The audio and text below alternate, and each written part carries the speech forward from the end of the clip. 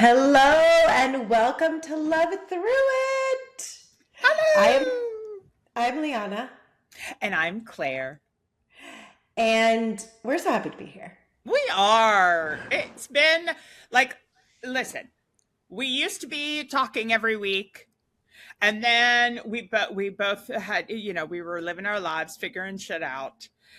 And I didn't like not talking every week, but we didn't do it. And then now that we're back on it, I really can't skip a week, Liana.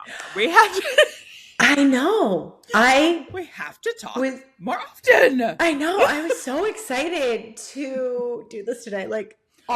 all day. So excited. So excited. Well, and I just woke up, but I was excited all night. Same. That's the joy of transatlantic recording. I know. We have an 8-hour time difference. You are in the past. I honestly, you're in the future, and we all knew that. That's truth. That is truth. Hopefully, I won't stay in the past for too long. No. You'll catch up. Thank you so much.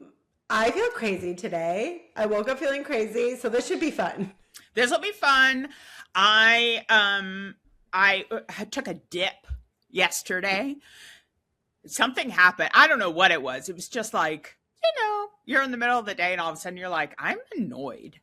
Yeah. I'm annoyed with myself. I'm annoyed in general. So this is the most shocking thing. I went to bed early last night. What? I know. Wait, what does that mean? What does that mean for you? Insanely early. Like I started getting ready for bed at 9 p.m. People. This Before is unheard midnight of. Is unheard of. This is Heard of. incredible.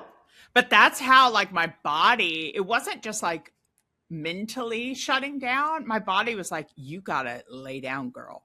And I thought, well, I could lay down on the couch and do what I always do, which is lay down on the couch and watch TV, probably fall asleep, Mm-hmm. and then wake up and not feel great. Or, hey, why don't you just go to bed? Finally, she learns. Finally. No, I'm going to tell you, I'll forget it by tonight. But last Like, night, it's a one-time thing. it's a one-time thing. But I think also if we were not recording this morning, I probably would have just stayed on the couch, right? But I was like, I Yes. want to be up and feeling good. So So I Thank you guess for that that. means we need to record every morning. every morning, that's what we're doing. I meant to tell you, yes. The whole point of that story is every morning we're now recording, / every afternoon for you. Yeah, You can buckle tell me up, how the day people. goes. Yeah, We'll like run out of things. I love to it. be like, for breakfast again. I have Yes, once again. Yes. Okay, so wait, biggest excitement. You went to Rome for a week. You I saw did. your parents. I did. But listen, you sent me a couple photos of food, which was a highlight for me. It was a highlight. It was. Okay, so tell us all about the trip.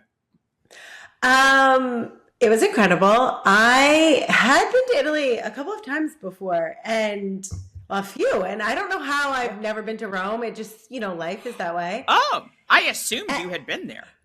No, it was my first time, and Okay. it's like being in a museum. It is Right? so beautiful, and it's so beautiful in its own like Italian way, but different than other Italian cities, like more colorful, Sure. more grand. Yeah. And then you're just walking through these huge, insane pieces of history. And I am such an art lover, as Yeah. are my parents and my partner. And she was the only one who had been there, and she graciously did the entire itinerary, which That's was so intense. And it had to be just because there's so much to see.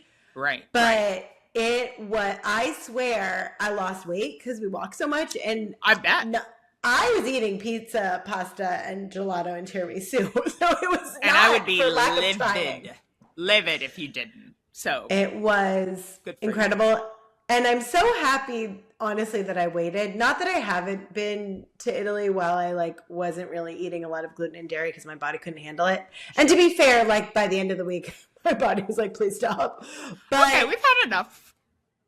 for the most part, it was totally fine and just incredible, pizza, pasta, gelato, tiramisu every day, one of the four. And it was delightful. It was delightful. But it was so much fun. I studied art history and studio art in college. And, the Sistine Chapel is a big deal. Yeah, kind of a big deal. It was so funny because I was disappointed when I got there. That's so funny. Well, I think it's one of those things that's so hyped up, but there's also a million gazillion people there. Yes. Which takes so much of the excitement out. I say this, I've never been. I've been to Rome, but I didn't go to the Vatican. Another story, but continue.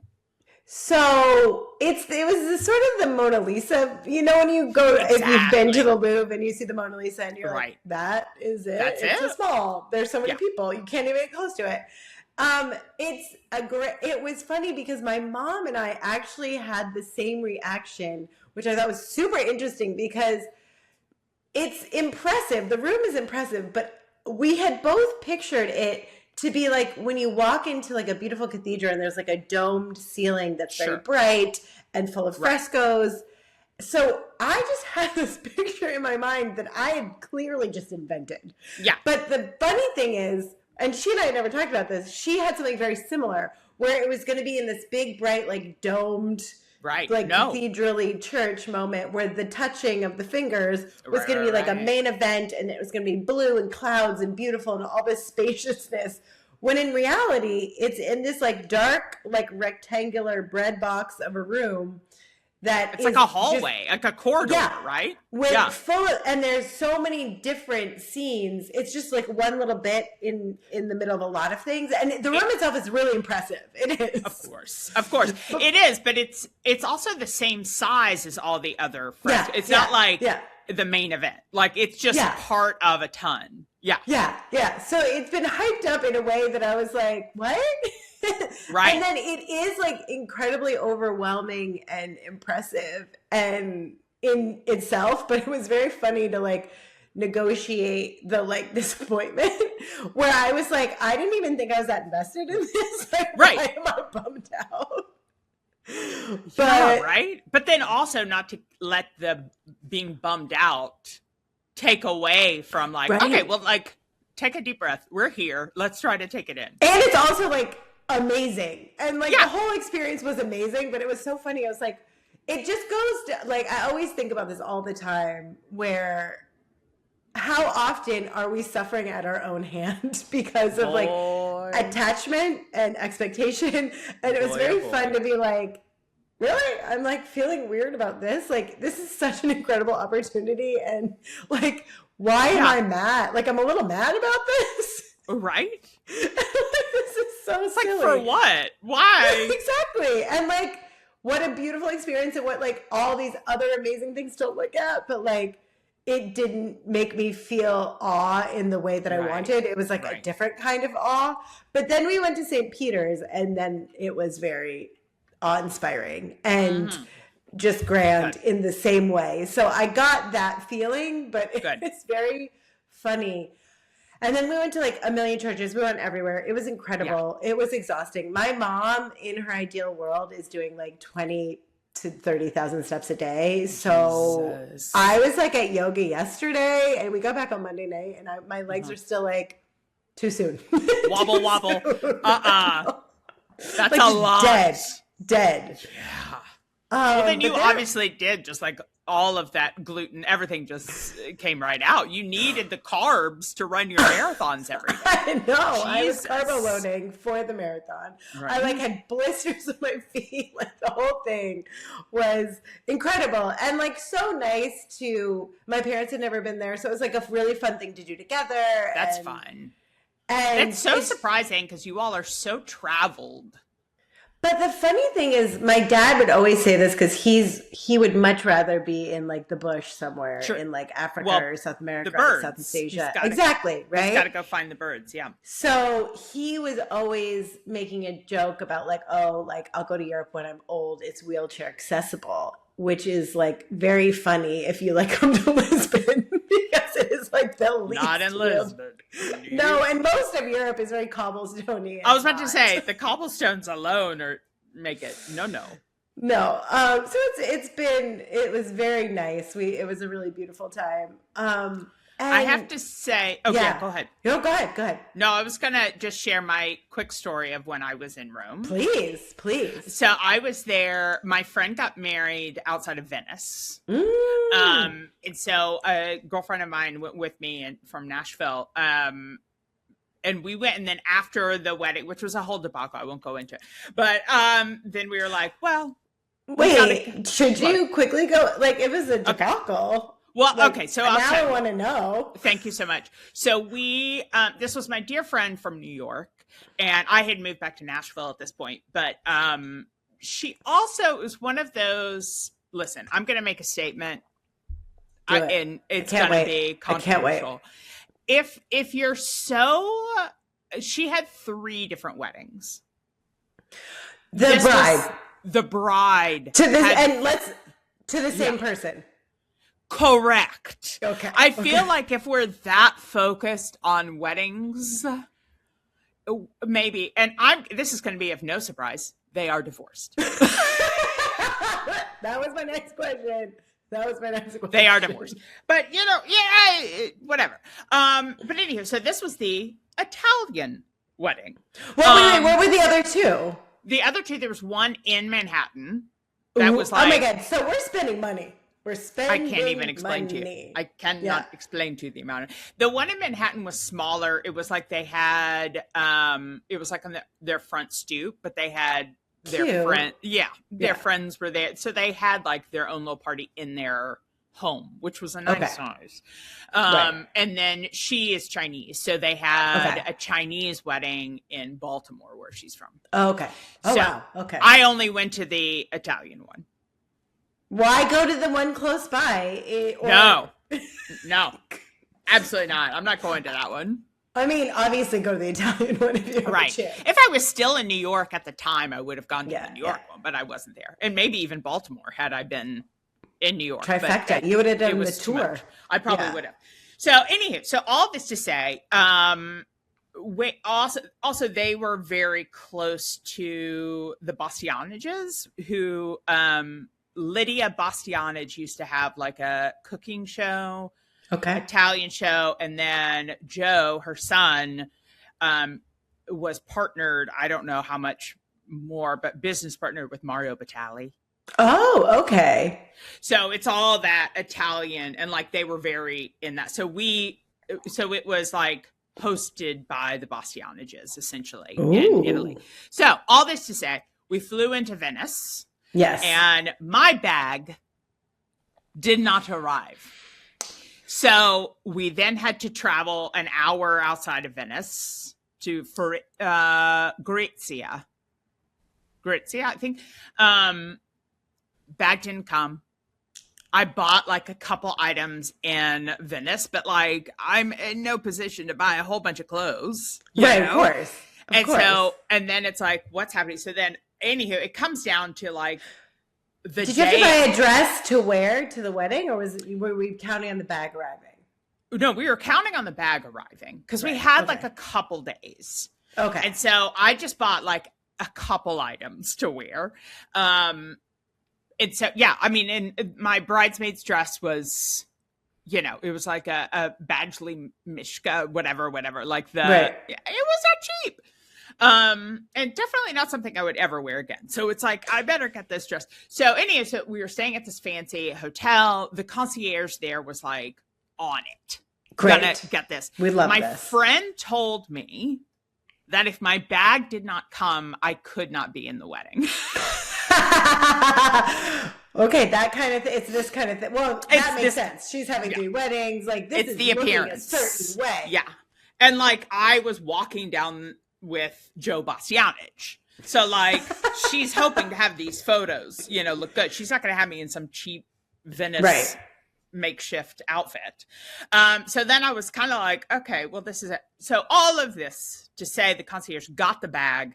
Thank God. Literally 15 minutes before the shuttle was taking us. So No. the bag came, the concierge had the steamer ready. Oh my God, I love this hotel. I know, she was amazing. I popped in my contacts, like did more of makeup, like fixed my hair better.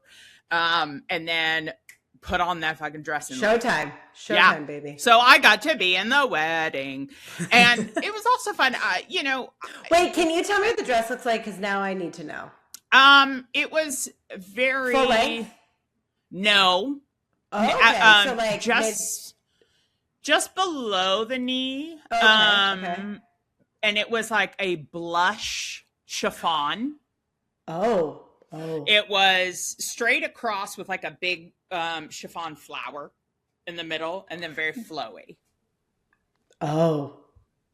Okay. It was very fancy. It was pretty, but I just... Okay. What am I wearing?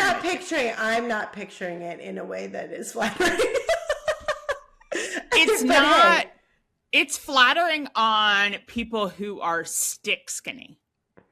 I feel a blush and a big poofy flower. You've lost me. Right. Well, let me not say big poofy. It was small enough. I don't know. It was an adornment. It was in the aughts. It was like 2007. Yeah. Okay. So like, it tracked. I guess. It tracked. Okay. It felt appropriate for the time. It felt appropriate. The best part about that wedding is that the photo of the bridal party and the bride and husband and me, I literally was a foot taller than him. I was really hoping you were going to say that. It was going to be like the other picture. Like everyone. Like her husband, he is Italian, whatever, but very short. Right. And then like there were 3 other bridesmaids, and they were all but 5 feet tall. Like, and so if you look, like we're all standing there, I'm doing my weird like half squat, like kind of trying to get shorter.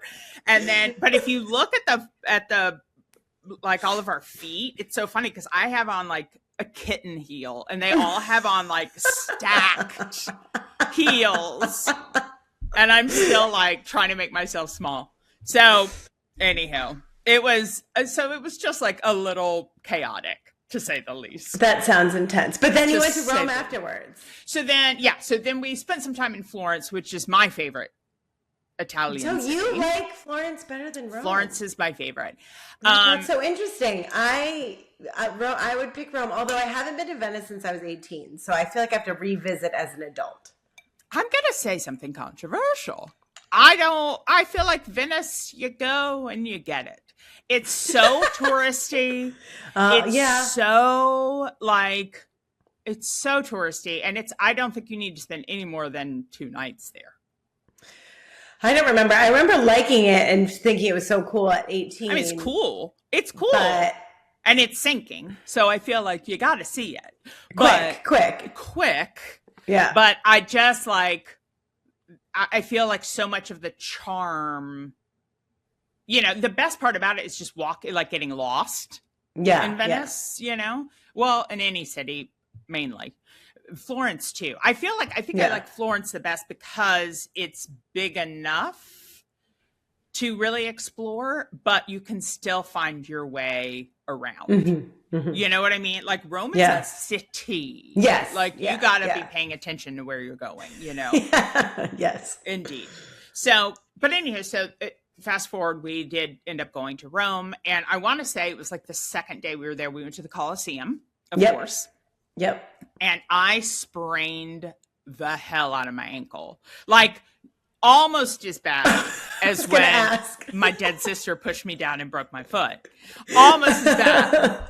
I was there, guys. You were there. I mean, I don't want to laugh, but like we're on a flat surface. It made no sense. In Brooklyn, in Prospect Park? Prospect Park, yeah. On a dry day, where we were walking slowly, and it was like strolling. Like I thought someone pushed her from behind, and because it was that aggressive. It was, and because Claire is so tall, and just tends towards the dramatics. It Dramatic, was like, of course. it Absolutely. was like a slow motion, like it felt like a movie thing. Like I felt like it was happening for 10 minutes. Yes. It was Yeah. so intense. That has been the comment about all of my falls over the years, is that they are slow motion.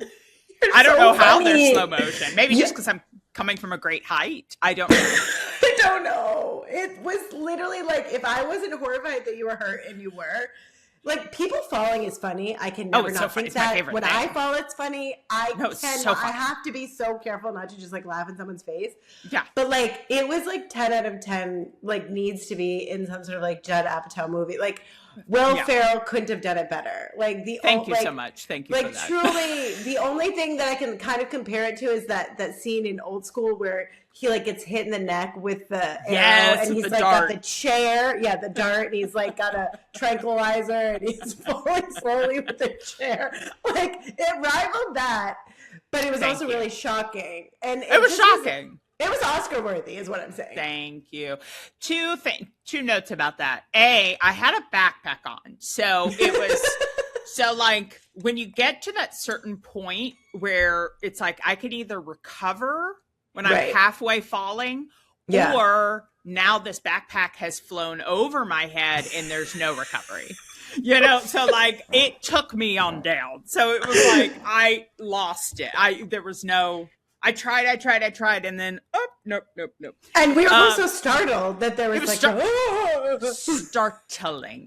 startling. And so long story short to say, we believe that it was my dead sister who pushed me. Well, we were talking about her, and it was a really crazy mystical moment, and that was like before things got really weird over here. 1,000%. I mean, they got weird, but like they're already a little weird now. Yeah, and then the other thing that I really am sad about is that we were in Prospect Park, and sure, there may be cameras, but if we had been on a sidewalk, like I could have found some footage, but there was no finding footage because I really wanted that, but just to laugh at. So I fell in a grand fashion in the Coliseum. How, like, were there stairs? Was there pushing? Were there like a lot of people it was around? like on one of the levels walking around, and we were doing the like audio tour or whatever. Yep. It was just one of those, like, it was a flat ground, and then all of a sudden it wasn't a flat ground. Like there was all of a sudden a divot, and it just like I rolled in on my ankle, and I mean it became like a basketball at the end of my foot. Like, it was so bad. And it was also 1,000,000 degrees because we were there in August. Yeah. It gets so hot so bad. And so I already had a heat rash on my legs, and then that happened. And so we go back to the hostel. Of course, no one has AC or ice. And so it was like trying to find something just to like put my ankle up and calm me down.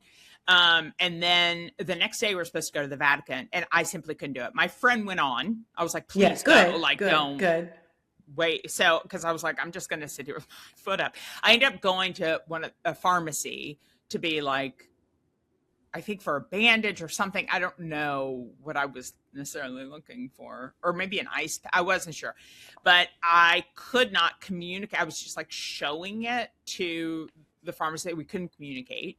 And then I remember she came around from behind and she looked at it and she said, mosquito. And I was like, no, this is not a mosquito. It was like, that would have been the most terrifying mosquito had it made it was like an elephant ankle. Like, it was You're like, is this a language? I know. I was like, wait, what are you saying? Because there was a rash too. I don't know what was happening. So anyway, that was one of my favorite. Mosquito.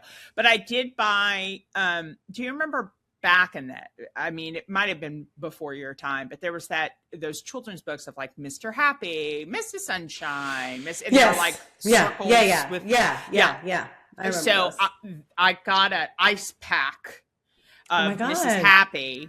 It's like a little yellow whatever. I still have it to this day. Really? I do, because it makes me happy. Well, great purchase. Great purchase. So, that's a very long story, but that is Rome to me. Yes.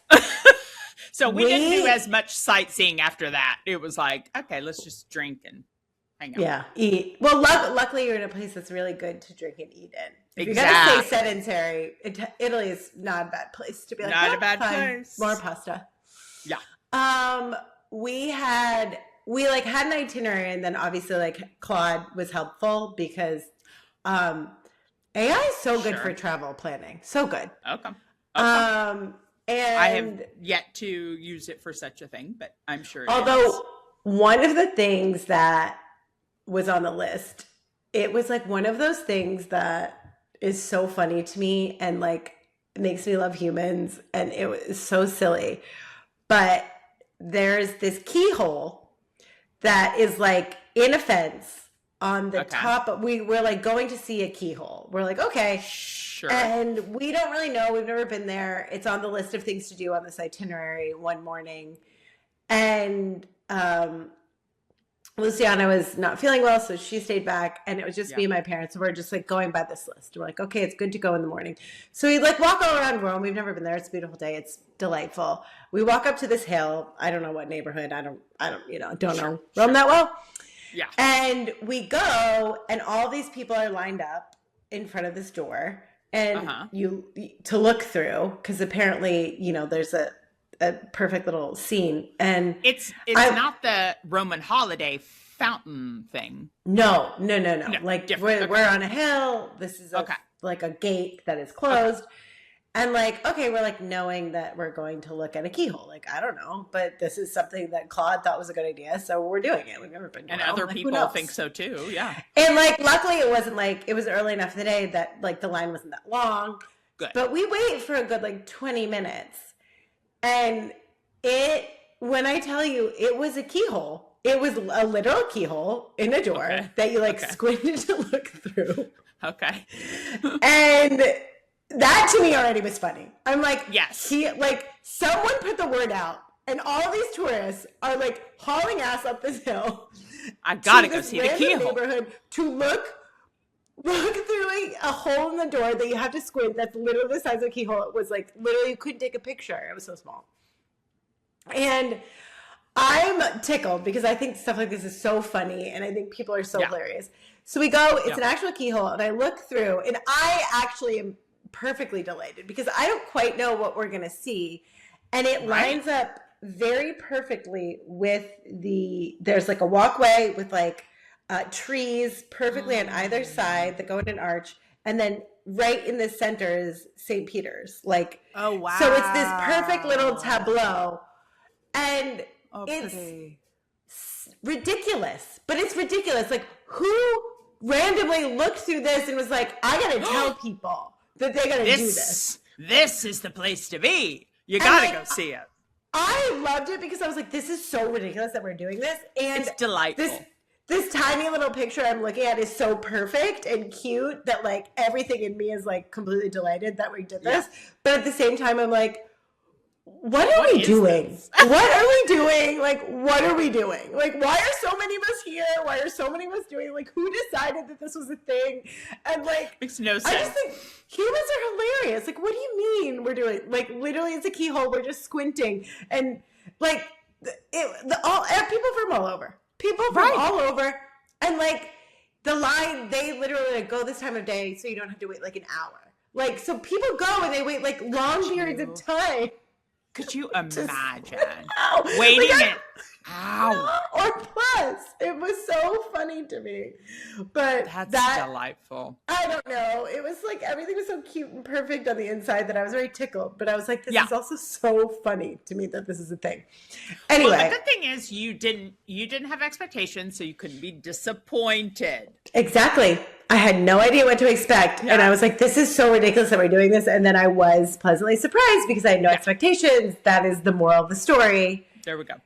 But I think the thing that struck me, because we saw so much art and so much religious art, and we went to so many churches, and we saw so many beautiful, stunning, like masterful things. For sure. That it just like, I realized it really, as I guess an artist is the thing that I identify with the You most, are, maybe. yes. And I remember when I was in college, I really was grappling between like, do I want to study journalism or painting or acting? And at the end of the day, I chose acting because I was like, I want to struggle.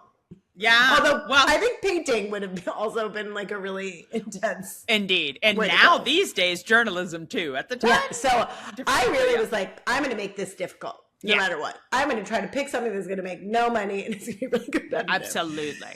So But when I look back at like my acting career, it was so funny. Like I love theater and I love film, but I get most inspired by visual art.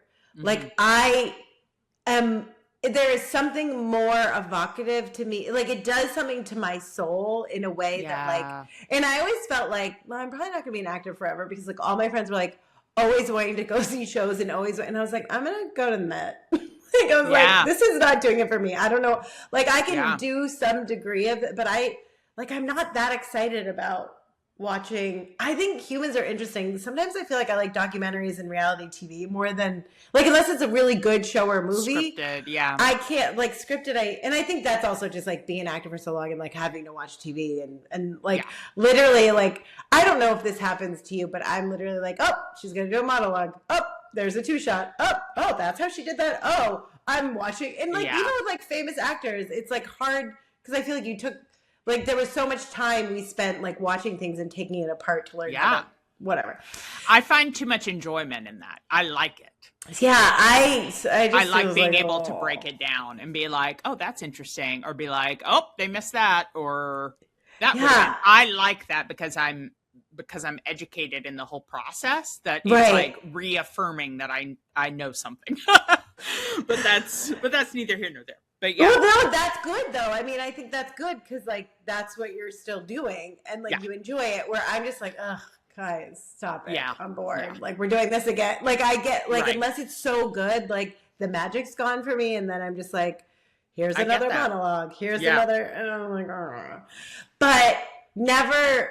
I just always feel like I am brought into this like other state of like inspiration and consciousness and joy looking at visual art and in these places where you're looking at these like ceilings that are like insane and these like we went to the Borghese, is that what it's called? Yeah, I believe that's how you Borghese say it. Gallery.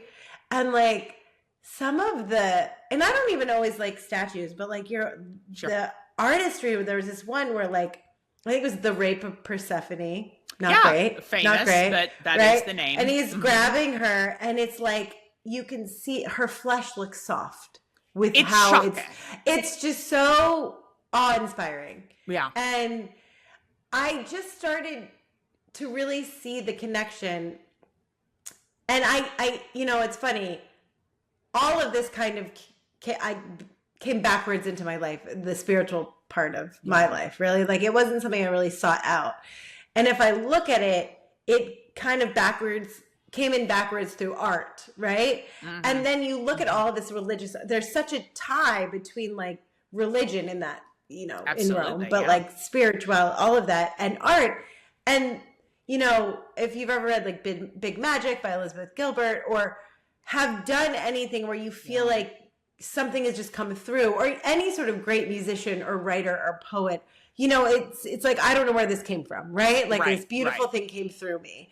And it was just this really interesting injection of they're all one and the same. And I don't know, it made me, like I'm going through this process this year. I don't know how well I'm articulating this, but the last 2 years were so intense. And I didn't really understand what was going on. And it was funny because I had this Akashic Records reading a couple of years ago.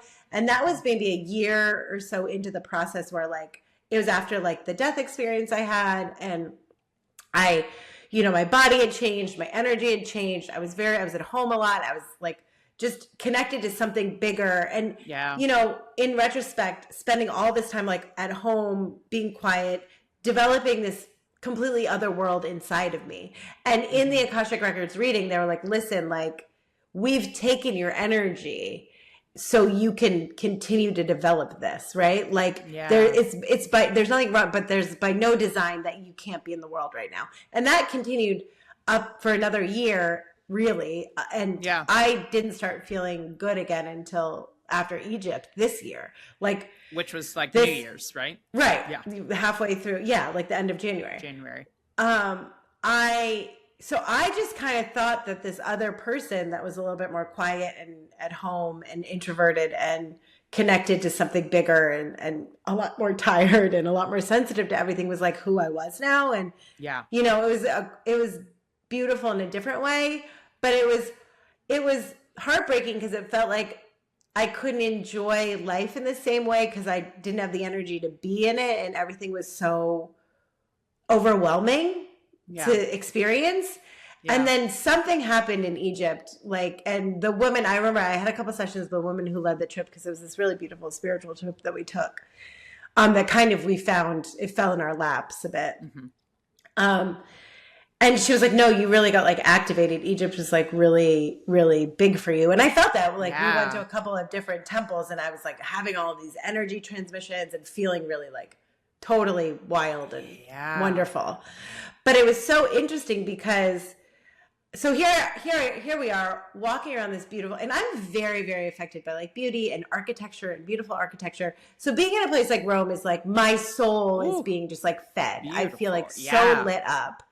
And I am just like, just really contemplating like I've spent, you know, most of my adult life, like pursuing, you know, acting and art in that way.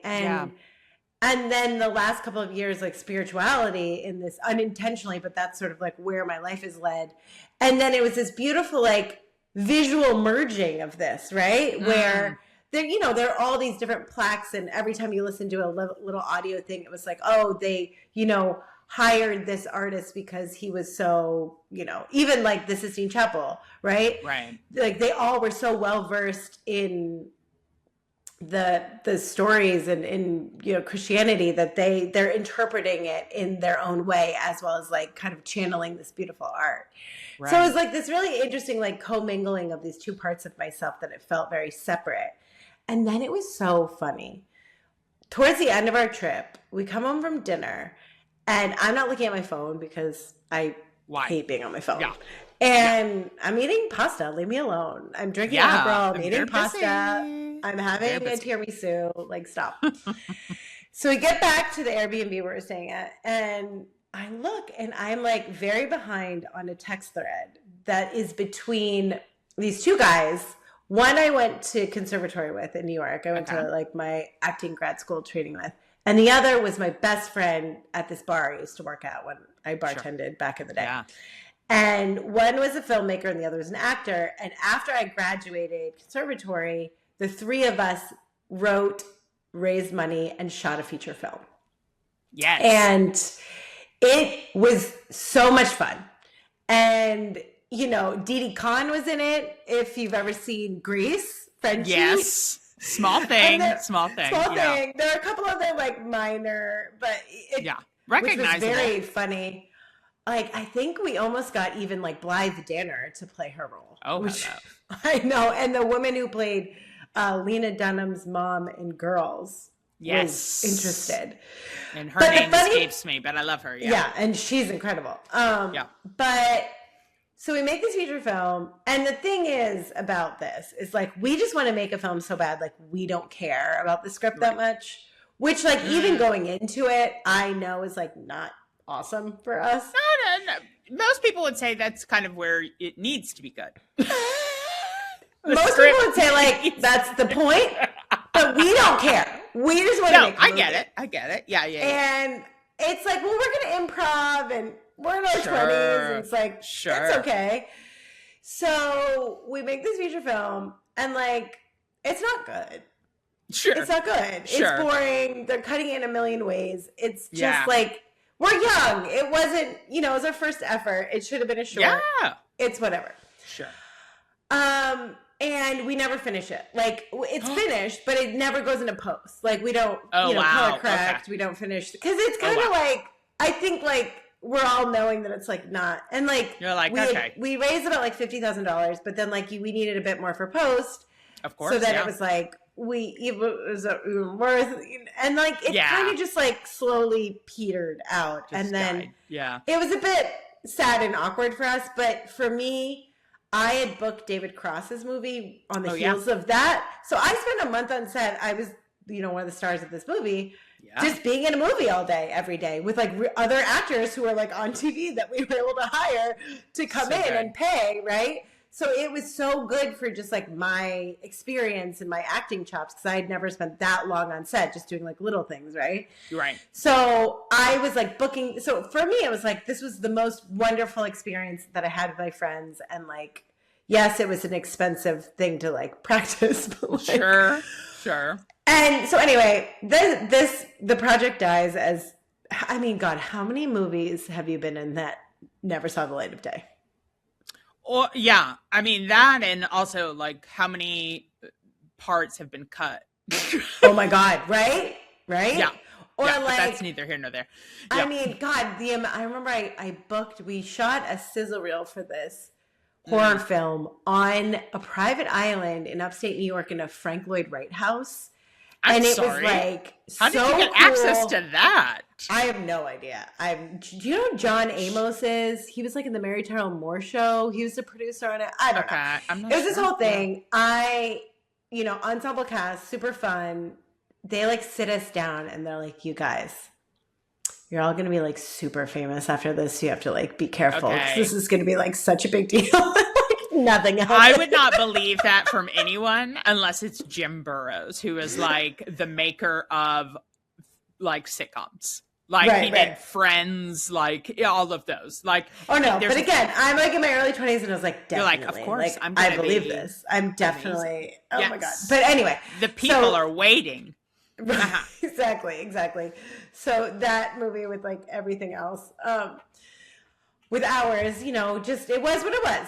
And so I don't, I'm not in like regular touch with these people because, life moves on, everyone moves away and does other things, and I'm not even an actor anymore. And I go to this text chain, and it's the guy that's the actor, and he sent this video being like, I'm turning 40 and I've been just thinking about like art, because he's still acting and doing stuff. And he was like, what would it cost to like finish the movie?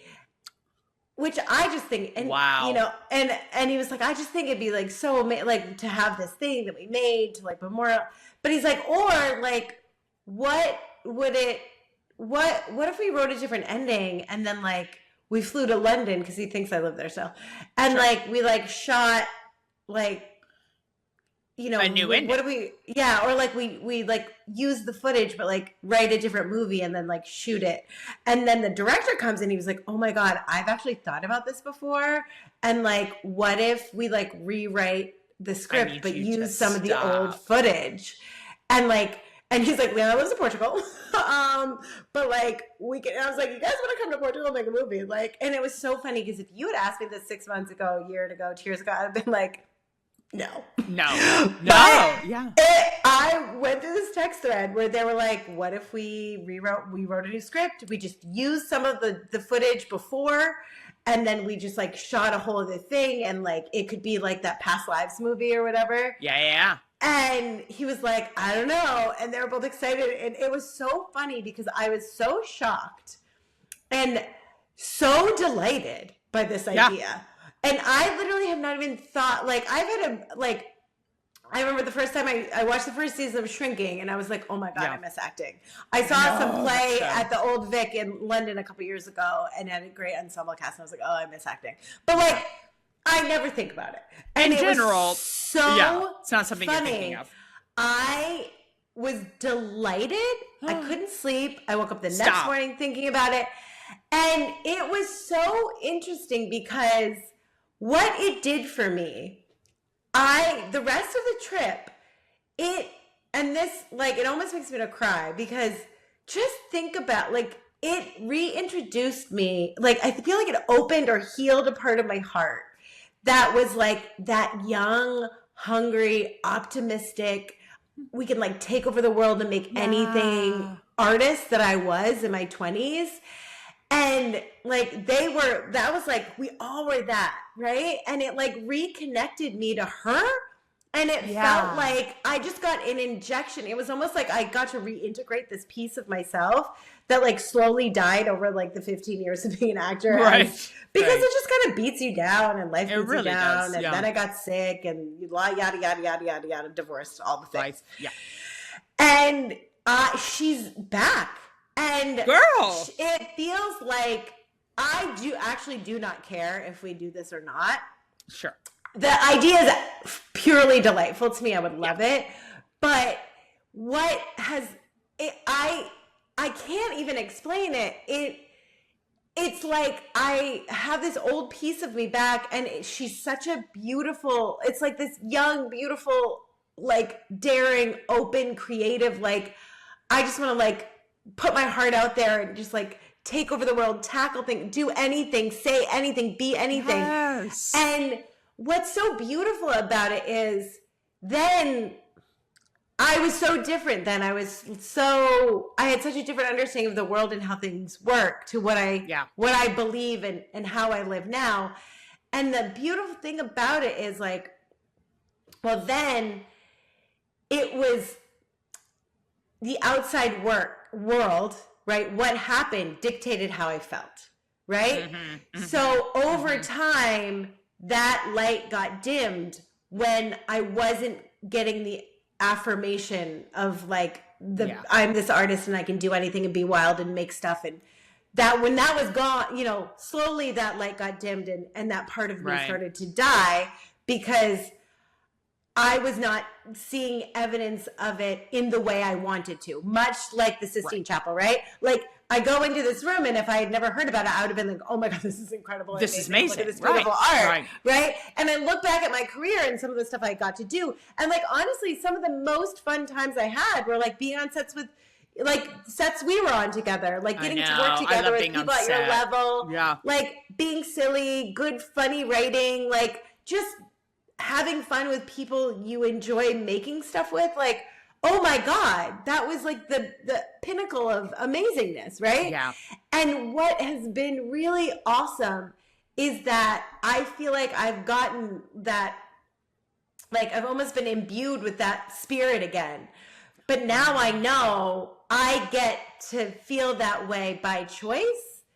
And it doesn't matter what happens on the outside. I get to control the narrative on the inside. And I get to like carry this jewel or this fire inside of me. And I get to respond to the world with it, not like despite of it, right? Like I don't need the world to show me to kindle the fire. I can kindle my own flame, right? Oof. But I can go in the world and make things with this secret, with this fire inside of me, knowing that I actually don't care what I do with it. I just want to live in this energy and it's up to me. And the things that allow me to live in this energy are doing this, are, walking by the beach in the sun, are reading things that inspire me. And like, so I'm going to take a side note, but this kind of goes along with it. So last November, well, I mean, I truly believe, I'm someone that truly believes that everything, everyone, every person in your life is there to teach you something, give you a gift. And like, whether or not that's true, that's what I believe. And so I find that, right? Sure. And I live with that magic because I want to live with magic because I love magic, right? Like, why not? Magic or no magic, I'm picking magic, right? Yeah. So with my relationship, and this has been just how it has been, like it feels like Luciana and I are like these two little kids helping each other climb a tree, a very magical tree. I love that. But it just is, and this is, our connection was so strong from the get-go that it was like, okay, we're just like here to be in each other's lives. Like there's such a bigger purpose for this. Right. And it feels like whatever I'm really drawn to and excited by helps her and vice versa. And so there are these moments where it's almost like, okay, I can't reach the next branch, get on my back. And then it's like, okay, I'll reach for your hand. And our whole relationship has felt like this.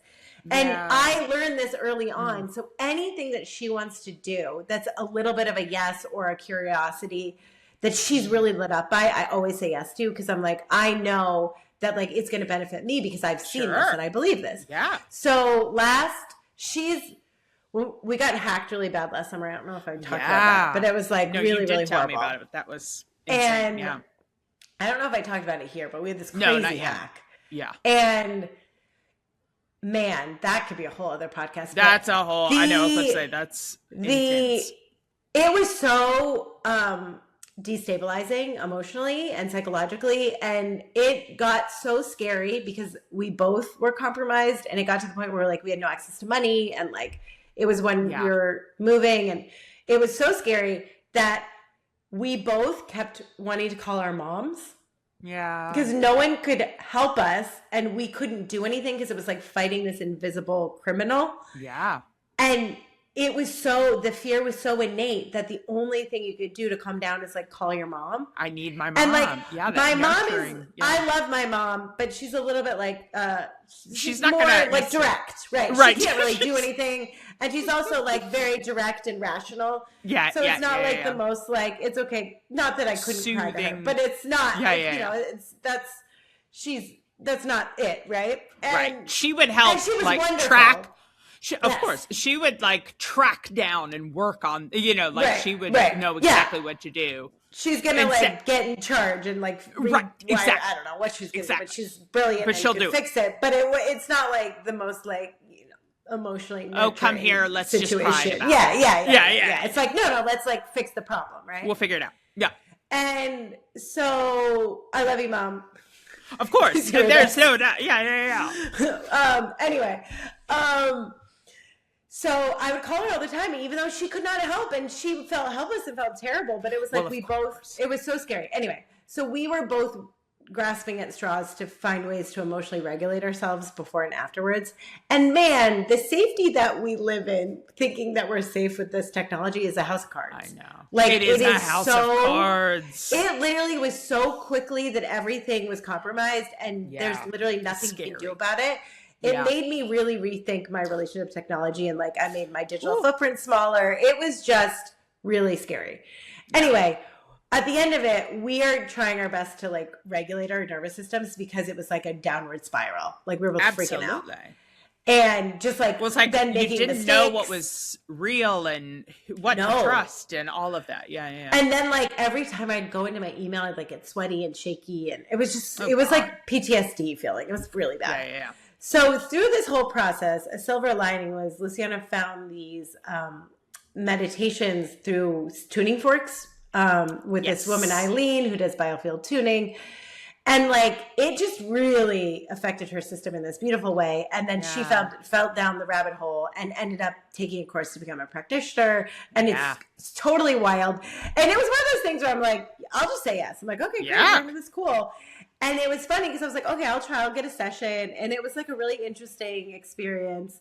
But truly, I was very sold so she had 2 really, really bad bunions where her toes on both feet almost went sideways. Like she had these kind of like funny, like hobbity, really painful. So painful that a year ago she was supposed to have double foot surgery. And which is like unheard of for someone like under 60. Right, exactly. You know? Exactly. And doing double, like you're incapacitated for a while. So it was one of those things where the universe kind of protected her. It was around the time we both got really sick with the Schumann. So she tried to reschedule the surgery. The hospital ghosted her. And then in this time we found a physio who convinced her not to do it. She's like, I'm going to work on your feet. You're going to do all these exercises. I don't think it's good for you to get this surgery. So fast forward last fall, she finds biofield tuning. She gets 4 sessions, walks downstairs one morning and is like, look at my feet. I need you to stop right now. And I was like, holy shit. Like, what? She has a little bunion on one foot, and the rest of it's like there's a little bit. She has no pain. They're totally pain-free, where she couldn't walk around without pain. And literally the bunions are gone and her toes are straight. And I need you to stop right now. This is insane. It was insane. And no one worked on her bunions. Like she had read that people had improvements from Right. biofield tuning. And the whole idea, guys, is, and I didn't know anything about this, but she's written a couple of really cool books. Her name's Eileen McCusick. I totally recommend because I was so fascinated. I was like, I need to read about this. But essentially, it goes with, and it makes a lot of sense actually, right? Because they, like when your heart goes out, they like put electricity in, like they know that your heart is electrical and your brain is electrical. Yeah. So the whole school of thought is like, why isn't your whole body electrical? Like, of course it is. Of course. And yeah. so there's this thing that they realize that you have this biofield that goes out on 5 feet on either side of your body. Mm-hmm. And this is when I started learning about this, I was like, this is so crazy to me. And then I had a couple of biofield tunings. So it was like, oh, okay, this is real. But essentially like on the very edge is like your gestation and birth. And then it goes in like rings of a tree, depending on how old you are. So what they do with these tuning forks is they like sound the fork. And this woman like figured this out by mistake. She was a massage therapist like years ago. But anyway, they sound the fork and they go through your field and they'll hit these things called knots where energy will pool because you have trauma. And essentially the fork will stop. Like it'll be hard to move it through the air. This is just air. And then you'll hear the pitch get really like shrill or anxious feeling or sad. Like you hear it. And so the first time I ever had this experience, I was like, what? Like, what do you mean? That's insane. What do you mean? And then they will be like, okay, this is around like 5 years old. And like the one time when I was having a biofield tuning session, she gets to the point and she's like, okay, it's something happened around 5. And then I immediately get a memory of falling off a swing. And as the memory comes, I'm getting all this prickly electrical heat in my chin where I had fallen off the swing and I had cut my chin open. You stop it right now. And I was like, and she's like, yeah, I'm stopping here. I'm feeling like there. And I was like, this is crazy. This is real. This is totally real. So like, it's amazing. If you're at all curious, 10 out of 10. Like it started in the US. There are practitioners everywhere. I would recommend it. But anyway, so she goes down this whole rabbit hole and learns about biofield tuning. And we end up at Esalen in Northern California at this event because this woman's been working with tuning forks so long. She now has partnered with, she's still doing that, I think, but she's partnered with these 2 brothers that were these professional musicians who used to open for like Coldplay and Pink. And they're these Australian brothers who got very sick of the music industry. And they met Eileen at some party or something, and they developed this thing called the sonic anatomy. And they do these workshops where basically they intuitively assign like a baby noise, like boo or moo or ga, to an organ, like all of your organs, your glands, your skin, your bones, your blood. So I see this and like, I don't know about you, but like I was on the, like in comedy, I was straight manning. I did a bit of stand up. Right. I'm not a musical theater girly. That stuff makes me like want to throw up a bit. Like I am trying to like straight man a comedy. Like I do not want to observational, sing and dance. more like, Yes, I am that. Right? Like put me in The Office, put me in a Judd Apatow movie. I do not want to, I barely, like my favorite musical is Book of Mormon. Like I just like can't get excited about that So stuff. funny. Yeah. And so I read this and I remember when I went to conservatory, I hated all of the voice classes. I don't want to be like rolling around, like thinking about my psoas. Like I'm not into it. Yeah. And so we see, and it's this whole like learn to use your voice and reclaim it and feel it. And I read this thing and I'm like, this sounds horrible, like gross. I hate this. This is what I like hated. Because like I really have a lot of like tension and I almost feel like it's like generational trauma around this stuff. Like before my mom, like I feel like it's like ancestral, like women need to be quiet, especially Asian women or something. Yeah. And so I see this and she's like, oh, Eileen's going to be there. Like, is this crazy? We're kind of going to already be in that part of the world. Should we like go over there and do this? And I'm like, oh my God, this looks super uncomfortable and terrible. I'm like, you want me to like make baby noises and like reclaim my voice in a tent in Esalen with a bunch of people? Like, absolutely not. Like, I hate this. And then I am that person that is like, oh, okay, then we have to do it. We absolutely have to I do know. That's I was about to say, and then that's exactly when you sign up. I know. I do believe this. Like, you got to go towards the fear. If you want to grow, you got to go towards the fear. If you want to grow. So, like, if you want to have like the big, exciting, juicy life, like literally sit with where you're afraid right now and like run in that direction. So we do it, and it's this insane experience where we truly are in a tent, and they're playing guitar, and we're doing tonics, they call them, and it's the most interesting because it's not about how you sound, it's about receiving your own voice. Okay. So you're making all of these different noises, and then you're moving it up and down in your register. And sometimes you'll have a lot of sound, and sometimes you'll have no sound. And by the end of it, I was so emotional. I think it was the end of like it was like 3 days or something. It was like not even, it was like one full day, 2 half day type of thing. Yeah. And by the end of like the first or second afternoon, I was like, oh my God, I didn't know what wholeness felt like. I felt like integrated in my body. I like, sometimes we would make noises and I would just weep. And it was like tension and like, cause I get, the body keeps score, right? Like your body is holding on to stuff. And all of a sudden you're creating all this vibration in different parts of your body that's like releasing stuff that's in your organs. So it was like we were sleeping amazing. We joked that it was like the best poops we've ever had in our whole life. Oh my gosh, I love it. Most satisfying. Like our digestion was amazing. I love it. But it was like by the end of the weekend, like I felt like there was more space in my body, in my throat. I felt like I was lighter and I had released all this stuff. So we left being like really inspired by this. But the funny thing is to work with these two brothers, basically like they work with professional artists who like want to write original music and like record a score and like that's like a lot of what they do. Sure. And we were sort of like, we love this, we want to work with you, but like we're not musicians and we don't care about writing music, so like we do not record songs. And they like started to develop other things, but they were really like lovely in the sense that they were like open to working with us. So we just started working with them yesterday, like individually. Wait, what? Yeah. Wait, go back.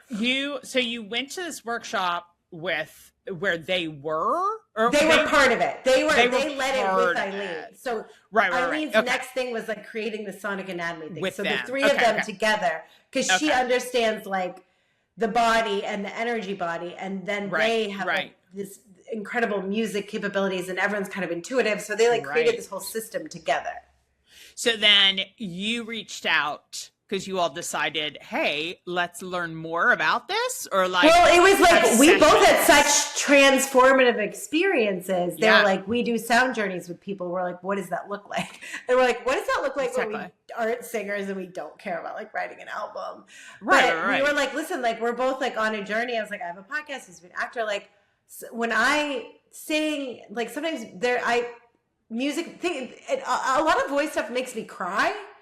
And like, I feel a lot of tightness. So I'm like, I was releasing a lot, crying a lot, moving through a lot. So I was like, this is so powerful. And I don't even understand why. And I didn't even know I needed this, or I didn't even know this is a thing you could need. But it was so beautiful. And it felt like I do have a lot of fear around using my voice and like wanting more permission. And it just felt like such an incredible thing to like liberate. And I think, I think a lot of women maybe would absolutely. I don't know, we're taught to be like quiet, nice girls, right? So we started it, and it was so interesting because like now with my relationship to energy, as soon as we get started and I have to breathe with them, I'm like crying. Like, I don't know why. And then we're making all these noises, and I like when I get very connected to like energy and spirit, like I have a lot of like weird stuff. Like you watch me in like certain churches, or like when you were in Egypt, I'm like walking around. It's like I can't even, convulsing. It is. It's like so I'm having to be like, so you guys, like I'm in this weird period of my life where like there's a lot of stuff that I don't understand, but I'm really allowing it. And they were very sweet and very like, absolutely, this is incredible. So we end up doing this whole thing, and then making, they almost write you a song, but you're making literally like goo ga ooh, and you're like moving things around, and there's music, and you're just like creating vibration and expansion in your body, and it's such a liberating, beautiful experience. So we do this, and then for homework, because this is going to be like a 6-month thing I was every about to say, periodically. what's the timeline? What are we doing weekly with them, or It's is like it twice a month. Twice a month. And perfect. like you meet with them together sometimes separately because they do different things. Sure. And one of them was like, listen, you need to put a playlist together of all of your favorite music from childhood. And I don't know, or like growing up, like formative music. Sure. And I realized I very much have always felt very like embarrassed by my music taste for no good reason. Interesting. Well, like I find it very private. Like that makes me. There was weird. such judgment in youth. I mean, we're judging right? everything when we're kids, but yeah.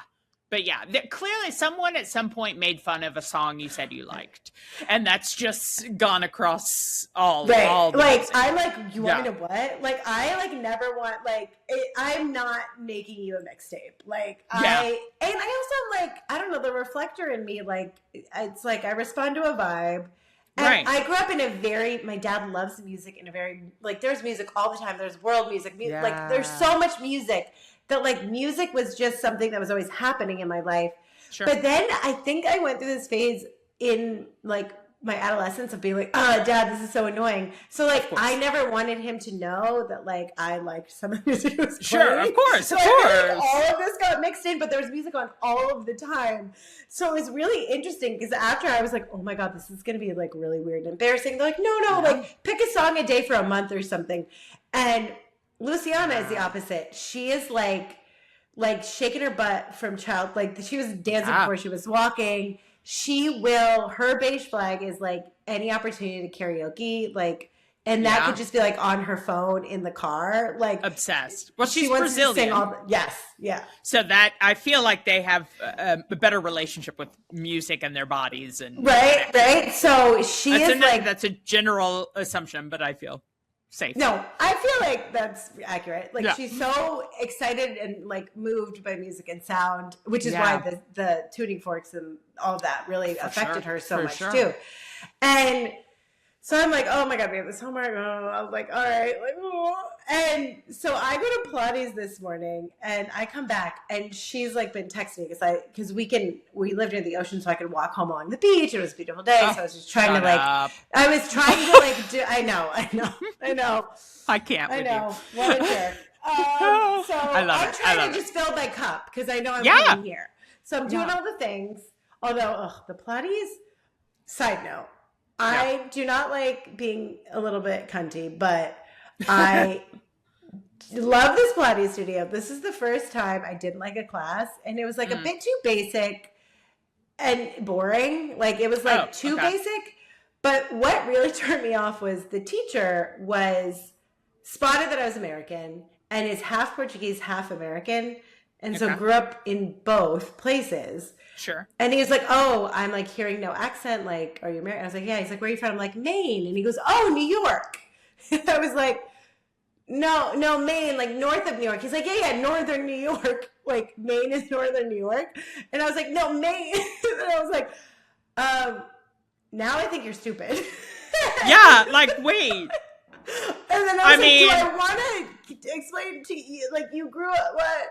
And it was so funny. I was like, and then I didn't like it anymore, which is terrible. No, well, here's listen, there's judgment there. I would have judged as well. But also, you did live in New York for a long time. I know. And also, like, it's more about the fact that you said something and then he's like, no, this. And you're like, no. Like, it's part of New York. And I was like, I'm saying what? this. And he's like, no, it's this.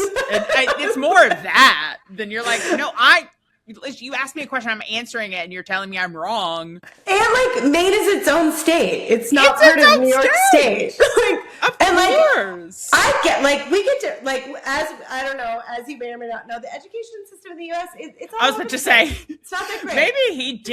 Maybe he was raised in the United States, because, I mean, that education level of not knowing the states. I know, I was like, I think you at least should know the states. Like, you should at least, like, if he was Portuguese. Someone. Totally understand that. I would explain. Different. But no, it is American. Anyway, so I'm walking home. I'm getting a text thread that she's like now 130 something deep on the childhood playlist and is having. Oh my God, 130 songs. I love this. So then, like, I have this like kind of all over the energy from the full moon day today. Yeah. So I'm like having a hard time focusing. So she's like playing all this music. I'm looking at it. So I kind of get on the vibe. So I would maybe recommend everyone do this. I got into Spotify, which I know we're not supposed to be using anymore, but I haven't. Well, I think that their contract ended with ICE, so they're not actively. It's hard to keep up with who we're not supposed to be. It's very hard. I mean, the CEO is still giving money, I think, but they're at least not actively selling ads to ICE. Okay, so, well, I know I should be moving to somewhere else. I just haven't gotten around to it yet. It's hard. So I literally am like, okay, like, am I going to do this half-assed or am I like do this properly? So then I was like, no, let's like just try to like memory lane this. So I spent a couple of hours and like, I was like, do you just start from the beginning? And I was like, I guess so. My first ever, you remember I had these babysitters who were like, oh, this is my favorite music. Sure. So like you had to like have a favorite song. Like I remember being young enough to like have to pick a favorite song. Yeah. And so we started with Tina Turner, What's Love Got to Do with It? Because that was what I remember being like being that What's Love Got to Do is my favorite song. Like I knew that I had a favorite song. And then a close second to that was Red Red Wine by UB40. Oh my God, of course. I love that song. As a kid, I was like, I remember being in the backseat, like in my car seat, being like, Red Red Wine. Oh my God, I love that. Because like, that's not indicative of where my life was. Wait, I love that. I saw them in concert. Oh my God, did you? Amazing. Yeah, it was strange with the Smithereens. Oh, UB40 and the Smithereens. What is interesting is then you kind of go into like there's a whole period of my life where I just have memories of music that I like that my dad played. So I feel like the first like third or almost maybe half of this playlist is it feels a little bit weird joking. It's like, what did your dad listen to when you were a kid? And like, what were your favorite songs? So it was like Talking Heads and the Beatles. I think that's pretty standard for a lot of people. It was. There was some like, Greg Brown and some like Lady Smith Black Mambazo. if I want to be the real Katie Harris. Yes. Some like Paul, but then I get into like Paul Simon territory. Of course. And I fucking lose my mind because my dad has an acoustic guitar and my whole life has been like singing and playing guitar and would like sing to me. So I'm in the beginning just like dancing, like this is hilarious. And then like I would say an hour into it, I'm on the couch sobbing. I was going to say, for sobbing, sure. Like remembering my dad like in shorts in the backyard on the table, like singing, and like I'm just hysterically crying for like the love of my dad in his 30s and like how beautiful that was.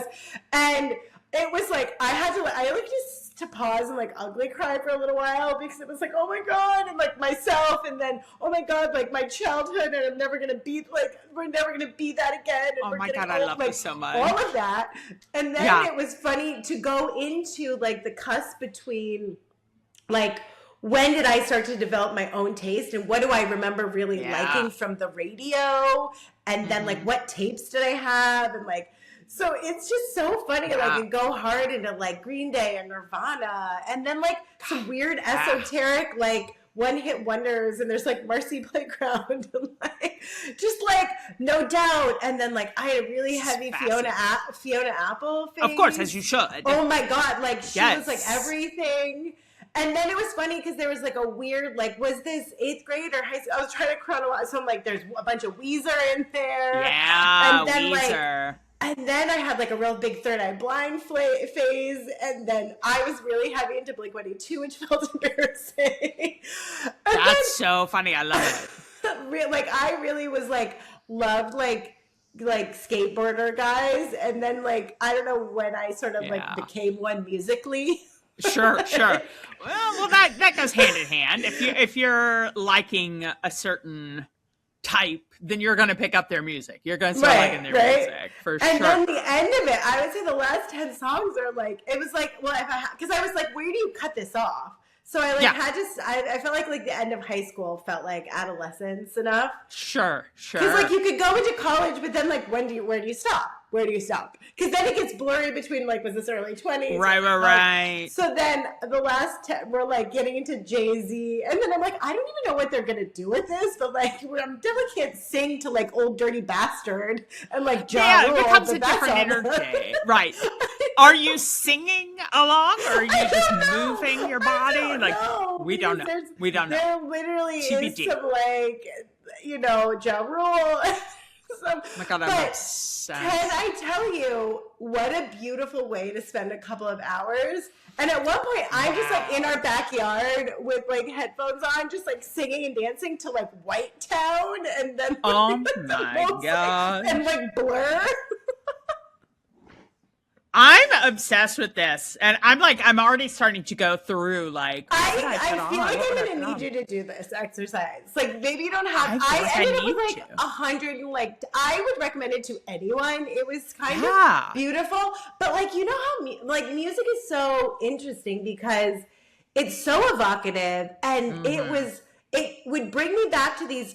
Like often it like hypes you up. So I Oh, for was sure. kind of revisiting these moments in my life where I was becoming really like confident in who I was and like that bad bitch energy, and it was Yeah. so cute. And I feel like between like feeling such this like interesting connection between like all of the art and like spirit in Rome and feeling so just like inundated with that, Yeah. and then just being so delightfully surprised by getting that piece back from this like 20 6 7 year old filmmaker who just wanted to make It's movies so with her crazy. friends, Yeah. and like she's here, she's in me, I have her back, like, and then spending the whole morning listening to songs that made me happy that I used to sing when I would drive my car at 16, Yes. or like in front of the Yes. mirror in my bedroom, or that my dad used to sing to me out of love. Like, oh my God, like talk about heart expansion. And this sort of goes back to what I was saying about like that flame, right? Yeah. And are you going to allow life to like dim the light, or are you going to know that like you are in charge of carrying this beautiful thing, and like it's up to you how you stoke it?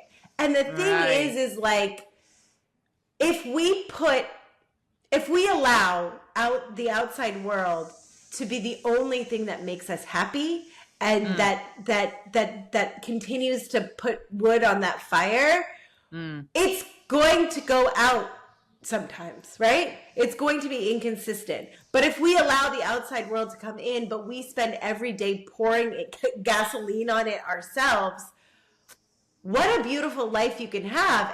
And like unbeknownst to me, that's what I was doing with like meditation and Joe Dispenza, and that's how I ended up in this crazy position, but with this beautiful life, because as you stoke that flame, your energy, your vibration goes up, and what's available to you at that higher level of consciousness, of happiness, of energy is so different than what's available to you when you're just hanging out in the bottom of the barrel, worrying about things, hungover, feeling like shit. And we all have been to both places, and we know where our thoughts go, and we know where our ambitions go. We know you can't solve the problem at the level of the problem. And I think often we think to go outside of ourselves, but I think sometimes it's deeper within. And how do we move things around internally to feel really good about where we're going next, or to get clear, or to get more or different creative solutions to the next problem? I have such a hard time with fueling my own fire. Yeah, let's talk about it. Yeah, I do. It's really doing stuff for me and like finding, it's interesting. I mean, it's something that is ever more present in the last year and a half since I've been out in LA, because the typical I mean, it's also in New York that was happening, but yeah, I'm really fed off of reactions and positive reinforcement and finding, so it's really, I have such a difficult time because it's like, even going back to my assignment of having 2 minutes a day or whatever of just joy, I don't even think about, I don't do it. I just don't do it. And I'm like, why? You know what I mean? Like, I forget about it. And then I'm like, oh, yeah, I was supposed to do that. And then it's like, there's a lot of avoidance. There's a lot of, but it's just very interesting. Yeah, I have a hard time with that. So listening, yeah. So hearing this is good for me. Well, I think, and I'm sure I've talked about this before, but it is, we all are addicted to our personalities, right? Mm-hmm. And I know that I'm unique, that I'm a self-help junkie. I love to learn. I love to take classes. I love to follow the fear. I love to step outside of my comfort zone. I'm just so fucking curious. And I don't know if it's like the Sagittarius in me, but there is like, we got one shot. Let's push all the buttons. Let's try all the things. Let's drink all the drinks. Let's dance on all the tables. Like, let's do the thing. Yeah. Like, And Rome brought that back at me in a little, and it was so funny when we first was doing this podcast first, like this is like the fifth one or something. Sure. Yeah. Every time we record, I would have a spiral, and I was like, yeah. what are we doing? Why are we doing? What's the point? And I came back from Rome, and I was like, burn it down. Let's have the most fun. Who cares? Let's have fun. Cares? Like, we live once, just go for it, right? Well, I think you were having that energy before, but then you would start to question it. So now, like, Rome kind of solidified. I don't know. And I think I just got this piece of me back that was like, let's go for it. Let's have fun. Let's do it. Like, who's stopping? Who cares? Like, we know there's a whole lot of other bullshit going on, and people are doing way more ridiculous, worse things, not for joy. Like, let's go for it. Let's do it for joy. Let's do it. Right. Because it opens our hearts, right? But when I started to realize, okay, we're all addicted to our own personalities. Yes. And we can only be so happy. We can only be so sad. Otherwise, we freak out. Right. Mm-hmm. And I had this really, really amazing conversation with a good friend, coffee with a friend yesterday here. And I watched her in real time have this epiphany that was really going to open up her life and unburden her and give her this freedom and like change the relationship with her mother. And it was like, I watched this happen in real time. She was moved to tears. It was so beautiful. And then and it was like a real thing that can happen. And it was just this paradigm shift for her. And it was so beautiful to like just happen to witness this and hold space for it. And subsequently, she started to like feel sick and feel weird because your nervous system doesn't know what to do. If you're too happy, like, this is why people like win the lottery and like fuck their lives up worse somehow, right? Because their nervous system doesn't know how to be this. We freak out. We don't know. Right? We're not making decisions. And so, and the same thing happens when like horrible things happen too, which is good, right? We don't want those things to happen. Yeah. But what I started to realize was my personality was so addicted to, I'm so sensitive, and I was so addicted to anxiety that post-divorce, post-leaving New York, post-leaving acting, like deep in the 6 months of the first pandemic, living at my parents' house, I was making myself sick. I was causing my own autoimmune stuff to come back because of my own nervous system. And I was like, okay, I know too much to keep doing this, so I somehow need to override this, right? Yeah. And if it wasn't making me bleed internally, I probably wouldn't have done it because it's not fun to change. It's so uncomfortable. No, it's difficult. Yeah. But I was lucky to find Joe Dispenza. There's a million ways to do this, right? But I found him, and so much of the meditations were essentially sitting in these positive emotions that your brain and your body are like, shut up, why are we doing this? This is so stupid. This is annoying. I need, my butt itches. I need to go grocery shopping. I need to do so many other things than this. But I knew it was life or death. I knew my hair was going to start falling out again. I knew that I was going to, like, if I wasn't careful, I was going to lose a piece of my colon. Yep. So I was like, I could really, this could really go one way or the other, and I'm deciding I'm letting it go in the right way.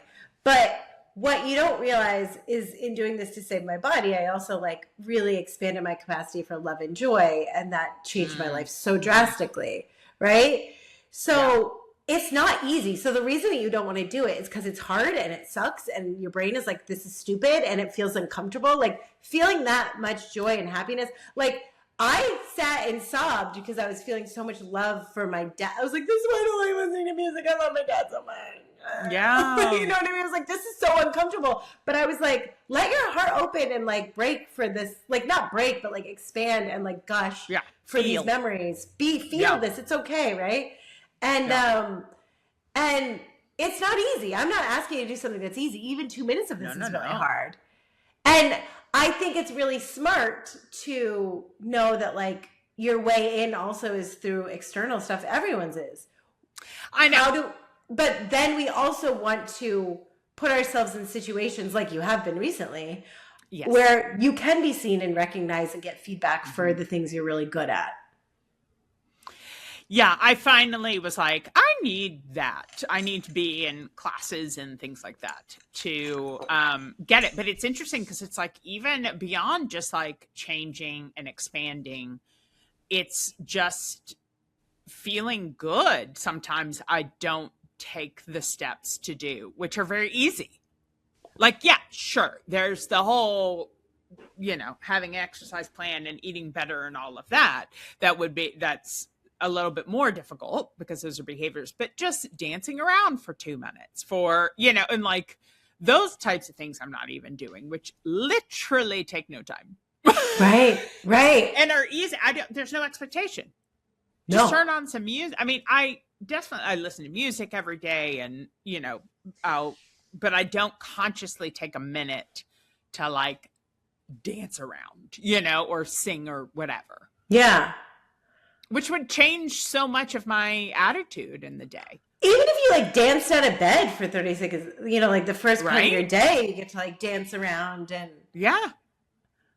I mean, guys, let's all try it. Yeah. I did it this morning because I was like, you're supposed to be doing this. So and it felt great. It felt great. Yeah, of course, I was coming in and a bit more funky today. So I was like, let's shake this out, let's get this out.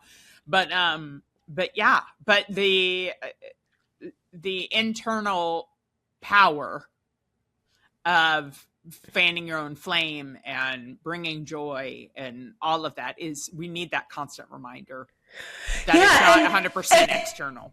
It's not easy for anyone because we're brought up to be like, no, the outside's more real than the inside. Right. But validation. Real. The inside's very real. The inside, how you think and how you feel affect everything in your body, right? Like 1,000,000%. What glasses do you want to put on every morning? Like we really can change our reality just with our perspective. And it's so much easier to do that when we feel good. Yeah. But no, it's not easy. It's not at all easy. I would spend hours after I started to feel better, like I was so afraid of going back that I would spend 2 hours a day meditating in this way. And I was lucky enough to have that space. And part of that was during the pandemic when there was things were a bit more spacious. But truly, what are you most afraid of right now? Everyone think about this. Yeah, I think, I think right now an ever present, which this is something that we could dive in, there's something about, what am I most afraid of? I'm most afraid that I'll still be doing what I'm doing now in 5 years or 3 years or in a year. And doing what I'm doing, meaning not doing things I like doing. And that's very broad, but you know what I mean? Yeah, it's like, ask those questions of like, okay, in 5 years, if you're still living the life that you're living right now, how do you feel about that? And I hate that. Like, I'm not taking care of myself. I'm not out in nature as much as I want to be. Actively, there are things that I want to do that I am not doing. For whatever reason, like just phone addiction, getting overwhelmed and then shutting down, like There's so many. So I think my biggest fear is that I won't change. Great. That is very scary. I think that's very relatable. Right? What is, I know I was like, if I'm in the exact same spot in 5 minutes, that freaks me out. I'm like, I haven't grown. Yeah. I haven't done it. I'm like, I Yeah. get that. That feels scary. Yeah. What would be the scariest step you could take to remedy this? If you can think about it right now. Scariest step. I'm not sure. I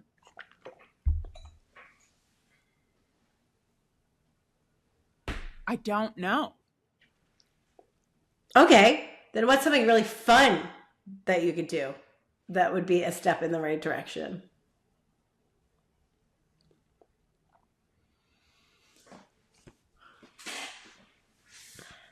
Things that are coming to mind Mm-hmm. are things like I want to paint my bedroom, and I want to, it's like the things that I can, my environment change, Great. like update. That's not necessarily going to change other behavior, but Maybe it will. maybe it will. I'm I don't know. very affected by my surroundings. Yeah.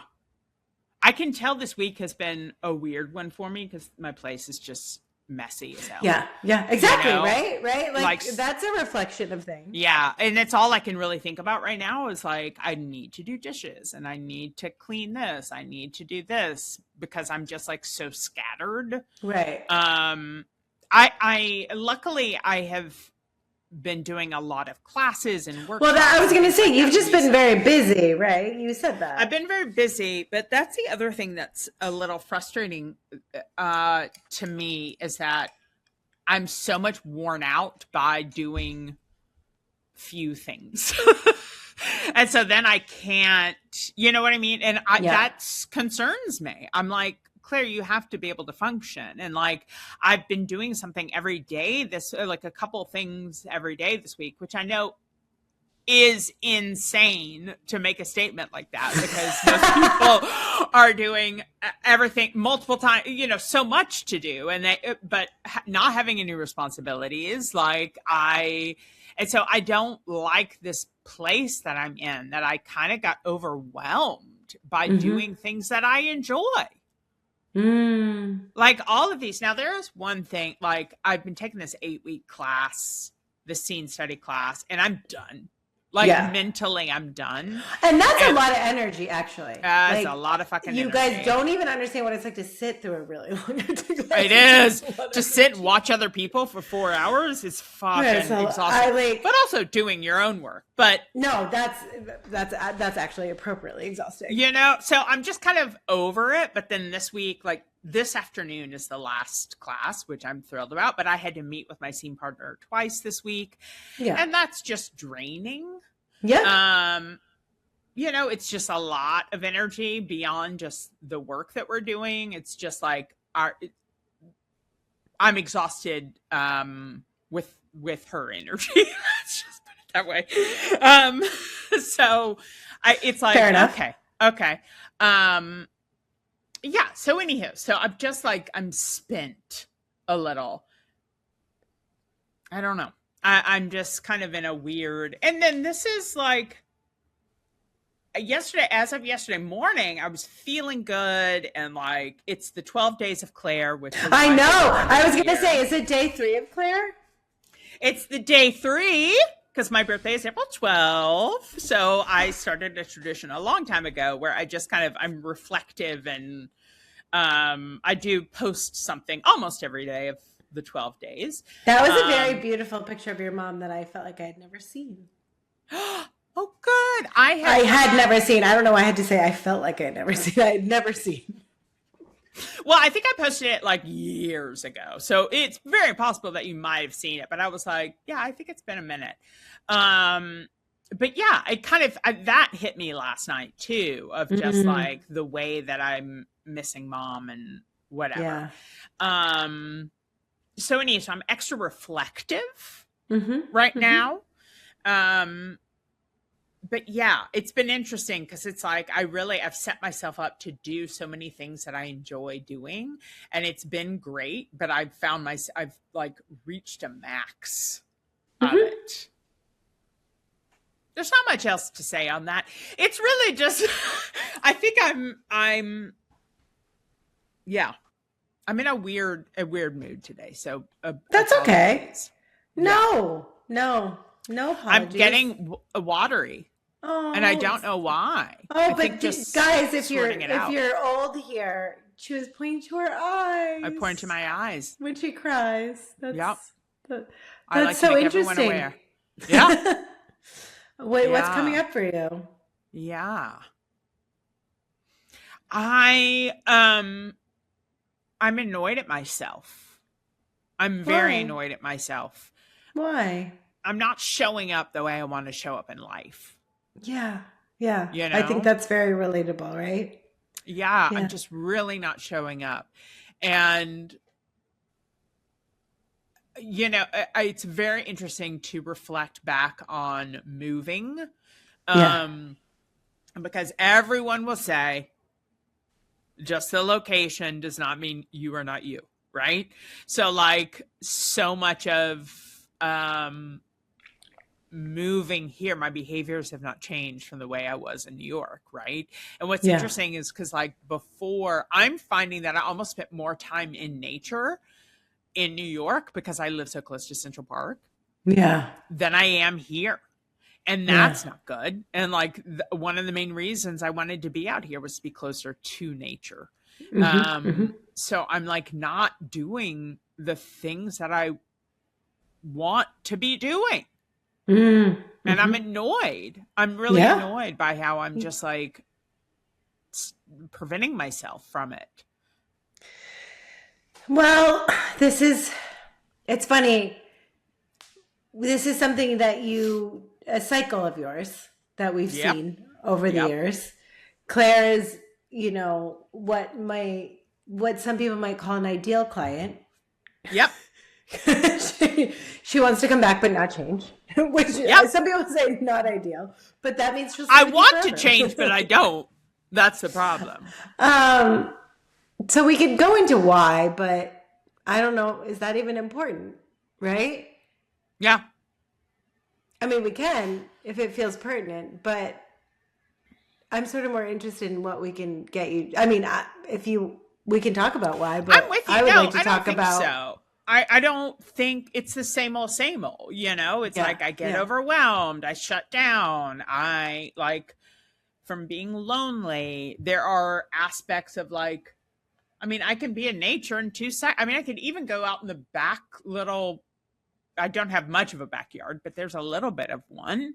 And yeah. like, there's plenty that I can do. But the bottom line is that I'm just sitting at home and not doing anything. So, you know, I don't know if we have to Well, dig into the why because it's the same old, same old. It's how I shut down. and like I also think that, well, sometimes it can be helpful. Yeah, We all spend too much time thinking about it versus like doing something about it. I You know what I know. mean? I know. Um, is there Well, okay, you're exhausted with good reason this week, right? You're exhausted. This week was just busier. Yeah. You are disappointed you're not fully showing up in the way that you want. You are doing a lot of things that you are excited, like that Yeah. you've been wanting to do, right? Yeah. So, okay, it's not perfect, but we want to looking at your trajectory, especially in LA, this is the most out there in the world doing things that are supportive of you that you've been. So this is awesome. That I have in my been. book, Yes. right? Yes. Yeah, absolutely. Absolutely. So knowing that like this class is going to be over and there's going to be space, Yeah. can we put an intention for next week of just like one small thing that you could do? Because what starts to happen too is like once we can do one little thing, it can kind of snowball in a good direction. Absolutely. And we've seen Absolutely. this with you. We've seen this. I've seen this with a lot of people. Yeah. What's something we could do to bring more joy into your life next week? Well, Or starting tomorrow. No, let's do next week. We'll rest on the weekend. It's Easter. Bless. Well, tomorrow I'm playing tennis, and that always Which you feels love. good, which I Right? love. And it's in a new like lesbian tennis league, which is nice. Amazing. I am taking on like I'm stressed that my partner is annoyed by me because I'm not as good as I could be. But so then I spiral down. And it's like, well, I'm out of shape. Like the Yes. skills are there, but I'm out of shape. So it's like Right. that doesn't matter. Whatever. So that's its own issue, but I'm doing it and I like it. And what people think is not our responsibility. And if they really had a problem, they would be our partner, right? I know. I mean, we were just like put together. It's not like, Well, they can quit if they are that upset about it. I know. But there's a little bit of a like, ooh. And to my credit, like I told her, I was like, I'm out. I have not played for months. Like I'm a little rusty and I'm out of shape, but I like played my entire life. So I have the skills, but whatever. And she's been playing more, but like I played for the first time last Saturday after like 6 months. So I was rusty. As you would be. Bit better. So anywho, this goes back to what you were talking about. Something that I was thinking about this even before we started recording today. Perfect. Something that I have not done since I've been here that I miss and I want to make more important is going to fucking museums. Yes. And again, that was the joy of I lived very close to Central Park and the Met. So I would go to the Met a ton. I would go to the natural, and like it was just right there. So here it just takes a little bit more effort. Just a little more effort, but it's like I really want to spend a day. And just like I need to be putting that on my calendar a little bit more. I love it. Because I get jazzed by plays, musicals, TV, film, but I also get very jazzed by art. So I haven't had that enough here. So I even mentioned that to my good friend. I was like, well, again, especially during the 12 days of Claire, I like to like make an extra effort to do things that I want to do, but I haven't done or whatever. And so, and I mentioned it to her and she was like, oh my God, I want to go to the Getty, which is another museum. And I was like, yes. So we need to like schedule that. So anyhow, so I hope that this next week, I want to put at least like 2 museums on the calendar. And then I'm also very excited next week. This is a big thing. Okay. Next week, I'm finally going to the endocrinologist. That's not which funny. Sounds crazy, but like I have no estrogen. Like I'm in menopause. I'm 3 years in post whatever technical term of menopause. Yep. And I don't take hormones. I don't take, not that I've been above it. I just haven't known where to start. So I finally, and of course, just like the insurance that I have, it's just taken fucking forever to get an appointment. And so I'm finally meeting with an endocrinologist next week to talk about my hormones and to talk about what I need to take. So I think that will help. Yeah, absolutely. Absolutely. So I am excited about that because I do think that will help. It may not be a perfect magic pill immediately, but at least maybe we can start figuring out something. Yeah, absolutely. Yeah, because I definitely, the menopausal symptoms are there, the brain fog, the not feeling myself, the, night sweats, of course, and, all of those. So if I can balance a little bit of that on the chemical level, that would be great. Yeah, yeah. Well, this is a big deal. These are both huge things. Yes. Inside and outside. Spirit, mind, body, spirit. Yep. And for you all, right? Either, if you don't know where to go in the direction of your fear, right? What makes you uncomfortable? What would expand you? Yeah. And if that doesn't turn you on, joy. Even just a couple minutes a day. Yeah. The other fear that I have that I need to go towards, and we're not going to go into all this right now, but the other fear is dating. So that's the other thing to go Yes. Okay, that we're going to talk about next episode. Yeah, we'll do that another Put a time. pin I don't in even want to that. go into that now. But yeah, that's the fear.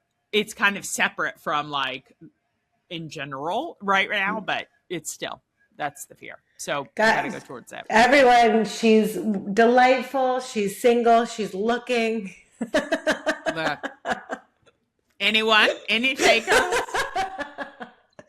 Oh, open the window. Nice. Hello. Anyone? Any takers? She may just want to sit at home, but you know. Hey, I think a lot of people like sitting at home. Right. I love doing things. It's just hard to do on my own. And then I get discouraged when I try to find a friend to go with me, because then it's like, it's hard, you know? So, anyhow. Sometimes, depending on the friend. Depending. I think we're hearing some excuses, but that's okay. 1,000,000%. I can come up with plenty. Well, thank you, Claire, because I think it's not easy to... Actually, you are so skilled at showing up so authentically and beautifully and grounded, which is why, like, whenever I get comments, half the time it's about how much people relate to you and love you. And so that's very sweet. I know you're having a little bit of a down day, but thanks for showing up anyway. And also being honest, because that's so relatable. And know that, like, I think those are the things, you know, we want to hide our vulnerability, but truly that's what endears us, people to us the most, right? Yeah. And I think so many of us, I mean, it took me getting quite sick to really start prioritizing a lot of things in a way that has been very life-changing. So I wouldn't have done it if I was comfortable. So I get it. But hey, we're here to go on this journey with you and for us to all grow together and for everyone to be doing it too. So yeah, I'm excited to hear more adventures next week. Yes. Adventures at the endocrinologist. Girl, I can't wait. I'm like, what? Progesterone, something. I need something. well, we get to learn about it together. Yes, indeed. Indeed. Yeah, thank you everyone for listening. And I swear it's worth it. Sit down for a couple hours and go through your musical history. It is such a beautiful experience. Yeah. Well, when we jumped on today, you were listening to Smashing Pumpkins. I was. Which was amazing. I love Smashing. That was college for me, but I love Smashing Pumpkins. Yeah. I was definitely the double disc, right? Ooh, yeah. I had, fun fact, because we could talk forever. I know we could. We'll wrap up, but go ahead. I had a Smashing Pumpkins poster in my room, and if you remember, they had, I believe the drummer is Asian and had like longer hair with blonde streaks in it. So when I was in I think it was 8th grade, I had to get all A's, but then I was allowed to put a blonde streak in my hair. Get out. But fun fact about me is that I did it at home because it's the 90s and it was very grungy. Sure. With a bottle of bleach blonde, and I have such dark hair that we had to do it 4 times. Yeah, I was going to say that's not a quick, easy. 4 times, and it was orange. Orange. But I also was kind of just this a little bit alternative kid. So I was cool. Yeah. But then I went to a totally new high school the next year and had this streak, and I remember I was in Spanish 1, and if I put my hair in a ponytail, it just went back down the center, and there were these kind of dummy junior and senior guys in Spanish 1, and they were brown skunk. Brown skunk. Not great. But also cute. Adolescence. I feel at some point we should just use the Instagram to put these funny pictures on. Honestly. You can blur all the faces from the wedding and we could just see how much taller you are. It's such a funny photo. It's insane. I will absolutely. Oh, I we gotta love you find it again. all. We love you all. Thank you for listening. Yes, love you.